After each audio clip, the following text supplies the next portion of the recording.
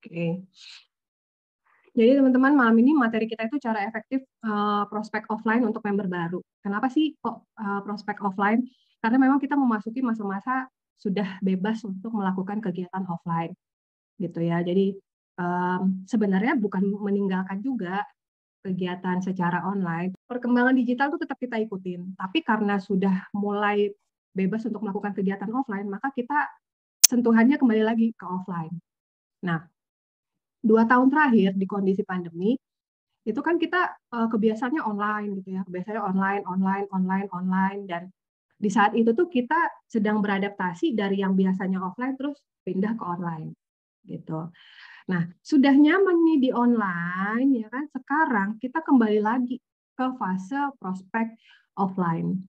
Nah, dalam 2 tahun mungkin kita merasa nyaman dengan online gitu ya, ya chat aja, ya cuman voice aja gitu ya, atau cuman Zoom atau video call atau apa gitu, kita merasa udah nyaman. Begitu sudah bisa offline lagi, kita kagok. Mulai ngomongnya gimana? Jadi semuanya bisa terima, tapi titik fokusnya adalah ke member baru ya. Karena member baru ini benar-benar tidak tahu harus memulai seperti apa. Sementara kepengen dapat bonus, kepengen dapat closingan, ya kan? Pasti kan begitu. Oke, sekarang cara efektif prospek offline untuk member baru. Kenapa sih member baru itu wajib belajar tentang prospek offline dengan benar dan efektif? Ya, kenapa dititik beratkan kepada member baru, Mbak? Gitu. Kenapa nggak semua aja? Ya memang semua itu bisa ambil, bisa serap materi ini karena yang lama pun belum tentu masih ingat caranya prospek offline. Ya, tapi titik beratnya ada di member baru. Kenapa? Karena kebutuhan member baru mengenai ini itu sangat tinggi. Ya, ketika dia join MCI, dia loh punya harapan-harapan, teman-teman. Ya, dia pengen dapat itu hot deal-nya 325. Ya, misalnya dia nggak beli paket tapi dia dapat hot deal-nya. Dia pengen dapetin bonus nih, bonus di paket bisnis, ya kan. Gede tuh bonus sponsornya 450.000. Ya dia mau, makanya dia mau jadi member. Nah, cuman teman-teman sekarang pertanyaannya, teman-teman ini sebagai upline-nya, mensuplai nggak sih kebutuhan dia? Ya, kebutuhan tentang apa? Ya, kebutuhan dia untuk dia bisa gitu prospek offline tuh gimana? Bukan cuma suruh jualan aja mbak, promosikan aja mbak. Ya, nggak begitu teman-teman. Cobalah teman-teman yang sudah leader-leader ini posisikan sebagai seorang member baru. Dia nggak pernah tahu produk MCA itu apa aja sih, paketnya itu yang gimana-gimana sih. Ya, jadi jangan apa ya, kita sering bilang gini, Mbak aku tuh banyak Mbak punya member. Ya, banyak yang join sama aku, tapi cuma user Mbak. Cuman suka produknya aja. Banyak Mbak yang join sama aku, cuman ya udah habis join dia nggak jalan lagi. Coba teman-teman tanya sekarang ke diri teman-teman sendiri, apakah teman-teman sebagai seorang upline yang mememberkan orang tadi, setelah dimemberkan diajarin apa aja? Ya, sementara kita ketika mememberkan orang, teman-teman, maka kita itu udah jadi orang tuanya dia. Nah, ketika kita jadi orang tuanya dia, berarti tugas orang tua apa sih? Ngajarin, ngejaga, ya kan, memperhatikan, ya, ngajak ngobrol, ya kan? Itulah tugas orang tua. Ya, jadi bukan berarti habis kita memberin sudah kelar gitu ya. Ya itu sih namanya jadi upline yang mau bonus doang.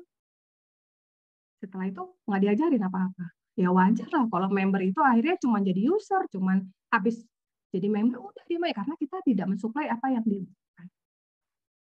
Ya, boleh ini dijadikan masukan untuk teman-teman mungkin yang sudah leader ya. Terlupa. Iya Mbak lupa kue. Aku habis memberin orang nggak hubungin lagi. Ya, entah karena kesibukan ya, entah karena mungkin di chat terus orangnya cuma baca doang gitu ya. Ya, jadi ya udah evaluasi aja dulu ke diri sendiri. Kenapa sih di jaringanku tuh kok kayaknya habis orang member udah, oh rupanya ternyata aku yang kurang dekat. Aku yang kurang komunikasi. Ya, boleh dievaluasi ke diri sendiri. Ya, oke. Kenapa member baru wajib belajar prospek offline dengan benar dan efektif? Yang pertama itu teman-teman, member baru itu sangat rentan dengan kondisi down, ya, karena namanya juga member baru, belum ada pengalamannya, belum ada jam terbangnya, ya. Semua masih serba meraba-raba. Kalaupun dia misalnya yakin dengan produknya, bisa jadi karena testimoni dia sendiri. Dia yakin sama produknya karena dia pakai dan dia dapat hasil. Ya. Tapi ketika dia mulai nih mau nawarin ke orang, ya, teman-teman sebagai upline atau teman-teman yang member baru nih ya, itu kemungkinan besar teman-teman akan digoncang dulu mentalnya, ya. Digoncang mentalnya oleh siapa? Oleh orang-orang yang mungkin teman-teman tawarkan atau teman-teman sedang mencoba untuk prospek entah itu ke keluarga, ngenalin produknya, ya, atau ke teman-teman mau ngenalin bisnisnya, ya. Di situ bisa jadi nih ketika teman-teman baru member, belum ada pembuktian, belum ada pencapaian, ya. Itu ada reaksi-reaksi orang yang teman-teman itu kaget. Misal dinyinyirin, ya, dibilang itu kan produk loh, produk bohong, ya. Buktinya loh ada tuh temanku habis pakai nggak ada tuh, ya. Nah, kalau member yang benar-benar baru tidak ada dapat masukan dari upline-nya, tidak pernah ikut kelas-kelas Zoom misalnya, ya, itu gampang banget dia down habis itu. Udah nggak berani dia nawar-nawarin orang karena dia dapat kata-kata yang nggak enak, yang bikin dia ragu sama bisnisnya, sama produknya. Misalnya gini nih, sebenarnya kan produk-produk yang kayak kalung, gelang, bioglas itu loh sebenarnya harganya murah, nggak segitu harganya. Kenapa harganya mahal? Karena itu dipakai, ya, uh, untuk biaya bayar bonus ke member-membernya, makanya jadi mahal, ya. Bayangin kalau misalnya teman-teman yang sudah lama join berada di posisi sebagai member baru dan tidak pernah dibina oleh upline-nya, pasti akan ngedown di situ, ya. Nggak berani lagi dia nawarin orang, nggak berani, ya, takut dapat komentar-komentar yang miring sehingga itu sendiri omongan-omongan yang masuk terus akhirnya membuat dia nggak yakin mau sama produknya kayak mau sama bisnisnya kayak dia nggak yakin karena terlalu banyak omongan-omongan negatif, ya. Nah, makanya di sini teman-teman apalagi yang sudah upline, yang sudah leader, yuk member-member barunya itu kita ajarin, ya, kita kasih tahu lebih banyak, lebih jelas, ya.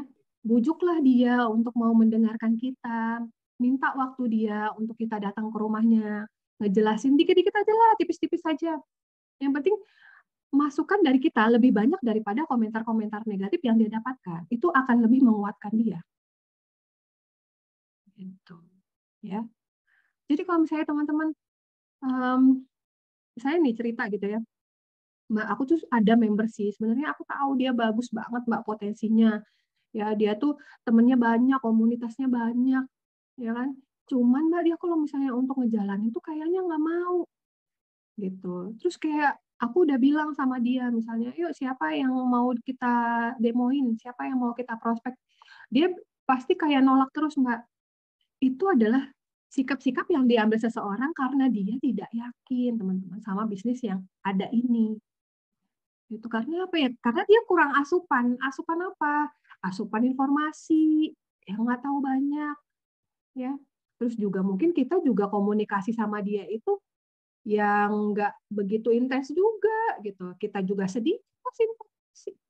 Jadi wajar banget kalau misalnya si member itu bersikap seperti itu. Jadi kita jangan terus-terusan sering menyalahkan member baru. Dia cuma mau jadi user Mbak.